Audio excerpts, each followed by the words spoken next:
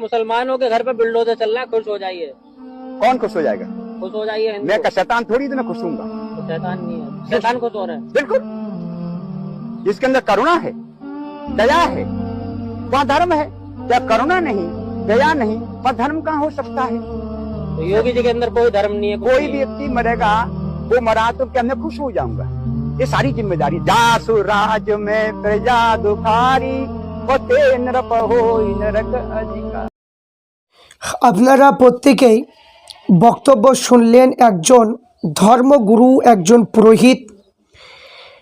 তিনি একটা সাংবাদিকের সামনে তিনি বললেন যে জিজ্ঞাসা করা হলো যে মুসলমানকে অত্যাচার করা হচ্ছে, মুসলমানকে মেরে দেওয়া হচ্ছে, তো মুসলমানের এই দুঃখ, তাদেরকে জেলবন্দি করা হচ্ছে, আপনি কতটা খুশি? তো সেই ধর্মগুরু বা পুরোহিত বলল যে আমার ধর্মে এই শিক্ষা দেয়নি যে একজন মুসলমান কষ্টে মানে থাকবে কিংবা একটা মুসলমানের প্রতি আক্রমণ করা হবে। আমি শয়তানের মতো নয় যে আমার কোনো দুঃখ হবে না।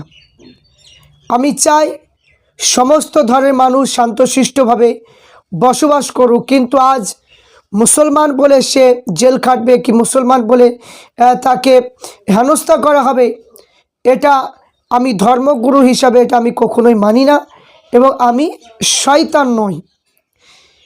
এই যে কথাটা বলল ধর্মগুরুদের, এটাই হচ্ছে মানে কি কথা বলা উচিত, আর এটাই মানে কি প্রয়োজন ধর্মগুরুদের কাছ থেকে। কারণ আমি প্রত্যেককে বলবো ভিডিওটা বেশি শেয়ার, লাইক এবং অবশ্যই করবেন, সাবস্ক্রাইব করবেন, প্রত্যেকে একটু মনোযোগ সহকারে একটু শোনার চেষ্টা করবেন। কারণ আজ দেখুন, যারা ধর্মগুরু যারা হয়, যারা ধর্ম সম্পর্কে যারা পড়াশোনা করে, যারা ধর্মীয় প্রচার যারা করে, ইসলাম ধর্মের যেমন আলেম ওলামা মুফতি মুহাদ্দিস যিনারা হন, এবং যারা হিন্দু সম্প্রদায় যারা পুরোহিত হয়, এদের এইরকমই তো মানে থাকা উচিত যে একটা মুসলমান আলেম ওলামা কোনো দিন কোনো জায়গাতে বলে না যে কোনো হিন্দুকে মারলে তার মনে আঘাত হয় না, এরকম কোনো জায়গায় নেই।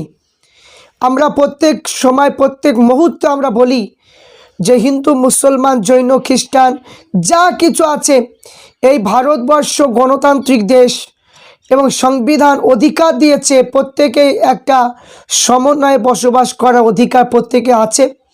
তা আমরা প্রত্যেককে ভালোবাসি এবং প্রত্যেককে যে ভালোবাসা আমাদের থাকে, এই বার্তাটা আমরা প্রত্যেক সময় দিই।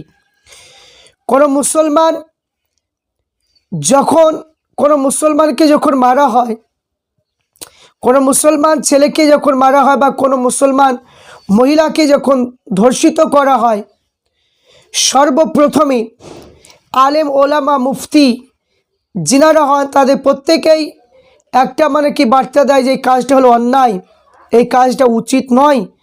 কারণ এইগুলো কোনো ধর্মীয় কিতাবে কোনো সাপোর্ট করে না। তাই প্রত্যেকে আমরা দুঃখ করি। তো মুসলমানকে যেমন মারলে যতটা আমরা দুঃখ প্রকাশ করি, যতটা কষ্ট মনে হয়, একটা হিন্দু সম্প্রদায় মানুষকে যদি কেউ যদি মেরে দেয় বা আক্রমণ করে বা তার প্রতি নির্মম যদি ব্যবহার করে, ততটুকু আমাদেরও কষ্ট হয়। আমরা অন্যায়কে অন্যায় বলি আর ন্যায়কে ন্যায় বলি।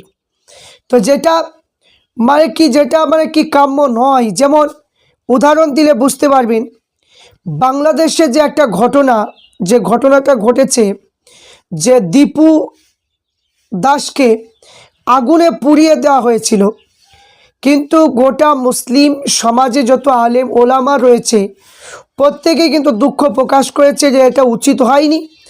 এটা আইনের আওতায় এনে আইন প্রশাসন, পুলিশ প্রশাসন সেটা দেখতো কি শাস্তি দেবে না দেবে, কিন্তু কোনো মানুষকে জীবিত পুড়িয়ে দেওয়ার অধিকার কারো নেই। আমরা প্রত্যেক ক্ষোভ প্রকাশ করেছিলাম। কিন্তু ধর্মগুরু তো এইরকমই হওয়া উচিত। যেমন এই পুরোহিত যেমন বলল যে মুসলমান অত্যাচারিত হয়ে থাকবে, মুসলমানের প্রতি মানে জ্বালা যন্ত্রণা দেবে, আমি ধর্মগুরু হয়ে আমি সেটা সহ্য করবো, এটা নয়। আমি শয়তান নই। যে কথাটা বললো খুবই চমৎকার কথা বলল, আমি স্বাগত জানাবো ওই পুরোহিতকে। ধর্মগুরুদের কথা হবে, ধর্ম প্রচার হবে যে ধর্মের মধ্যে মানুষ হত্যা করা মহাপাপ, মানুষ হত্যা করা চলবে না, তার ঠিকানা হবে জাহান্নাম, এবং হিন্দু সম্প্রদায় কিতাব অনুযায়ী হবে নরক, তার কোনো দিন স্বর্গ কখনো সে পাবে না। তারপর দ্বিতীয় যে অনুষ্ঠান যেগুলো হবে, ধর্মীয় অনুষ্ঠানে মদ খাওয়া চলবে না, তারপরে আপনার সুদ ঘুষ খাওয়া চলবে না, মিথ্যা কথা বলা চলবে না, অন্য ধর্মের প্রতি আঘাত করা চলবে না। যেমন আমরা স্টেজে উঠে কিংবা জালসা মিলাদ মাহফিল মসজিদে বক্তব্য দিই, আমাদের মানুষগুলোকে বোঝায়, ওই রকমভাবে পুরোহিতরা যদি ওই রকম তাদের কমের মানুষকে যদি বোঝায়, কোনো দিনই মানে ধর্ম নিয়ে কোনো রাজনীতি করার সুযোগ পাবে না, এবং ধর্মীয় নিয়ে কোনো দিন কেউ কাউকে ভুল বুঝতে পারবে না, এবং কারো প্রতি কারো আপনার মানে ষড়যন্ত্র কেউ করতে পারবে না। তো অলরেডি এখন বেশ মানে কি হিন্দু সম্প্রদায়ের যারা কীর্তন করে, দীনকৃষ্ণ ঠাকুর আলোচনা করে, এই রকমভাবে যারা পুরোহিত তারা যদি আলোচনা করে, অবশ্যই ধর্মীয় পরিবর্তন হবে, একে অপরের প্রতি হিংসা কোনোদিনই হবে না। কিন্তু যারা ধর্মীয়কে সামনে রেখে যারা রাজনীতি করে, যারা রাজনীতি করতে চায়, যেমন আপনার একজন মহারাজ রয়েছে যার নাম হচ্ছে আপনার হিন্দময় গোস্বামী, সে RSS করে, তার বক্তব্য অনেকটা মানে দ্বন্দ্ব বাঁধানো বক্তব্য আমরা শুনতে পাই, কিন্তু এইগুলো একটা মহারাজ হয়ে এইগুলো করা উচিত নয়। কারণ এখানে প্রত্যেক ধরনের মানুষ বসবাস করবে, এটাই হচ্ছে নিয়ম, এটাই হচ্ছে একে অপরের প্রতি ভালোবাসা। তো আমি প্রত্যেক মানুষকে বলবো, আলেম ওলামা মানে কি থেকে শুরু করে বা পুরোহিত থেকে শুরু করে মহারাজ থেকে শুরু করে, যে আমি বলবো যে ইসলাম ধর্মে যে সমস্ত আলেম ওলামা প্রত্যেক সময় যা ফতোয়া দেয় এবং যেভাবে বলে, আমার মনে মানে প্রত্যেকের মনে থাকা দরকার যে ইসলাম কোনো দিনই কোনো মানুষ কোনো ধর্মের প্রতি আঘাত করে এটা সাপোর্ট করে না। কিন্তু যারা বলে যে হিন্দু রাষ্ট্র তৈরি করব, যারা বলে জয় শ্রীরামের ধ্বনি না বলার কারণে পিটিয়ে হত্যা করা হচ্ছে, আমি ওই সমস্ত পুরোহিত থেকে প্রশ্ন এবং মহারাজ থেকে প্রশ্ন করব যে আপনাদের কোন ধর্মের কিতাবে, আপনাদের কিতাবে কোন জায়গায় লেখা আছে সেইগুলো শো করুন, শো করে দেখান যে কোন জায়গায় লেখা আছে মুসলমানকে জোর করে জয় শ্রীরামের ধ্বনি বলাতে হবে, নয়তো মানে হিন্দু রাষ্ট্র তৈরি করতে, এরকম কোনো জায়গায় লেখা আছে? কোনো জায়গায় লেখা নেই। কিন্তু আজ এই ধর্মগুলোকে নষ্ট করছে একমাত্র রাজনীতির কারণে। এই জন্য আমি প্রত্যেককে অনুরোধ করব, প্রত্যেক পুরোহিতকে আমি অনুরোধ করব যে আপনারা ধর্মীয় কিতাব অনুযায়ী আপনারা কীর্তনগুলোকে করুন, এবং মানুষের মধ্যে একে অপরের ভ্রাতৃত্ব তৈরি করুন, এবং ধর্ম নিয়ে রাজনীতি করতে দেবেন না, সেই প্রচারটা আপনারা কীর্তনের মাধ্যমে করুন। অবশ্যই একে অপরের প্রতি মহব্বত ভালোবাসা থাকবে। কারণ এখন যে বিজেপি যে সরকার এসেছে, এটা হিন্দুদেরও ক্ষতি হবে, মুসলমানেরও ক্ষতি হবে। কারণ এটা যা আমরা দেখতে পাচ্ছি চরম ক্ষতির মধ্যেই পতিত হয়ে যাচ্ছে। তাই প্রত্যেক জাতি ধর্ম বর্ণ নির্বিশেষে প্রত্যেক মানুষকে বলবো যে আপনারা প্রত্যেক সংযত হন, এবং ধর্মীয় গুরুদেরকে আশ্বাস রেখে তাদের ধর্মীয় কিতাব যে আপনাদের কাছে আলোচনা করে সেই কিতাব অনুযায়ী চললে আপনি অবশ্যই কামিয়াবি হবেন। রাজনীতির নেতাদের দিক দিয়ে আপনারা কোনো দিনই ধর্ম শিখতে যাবেন না।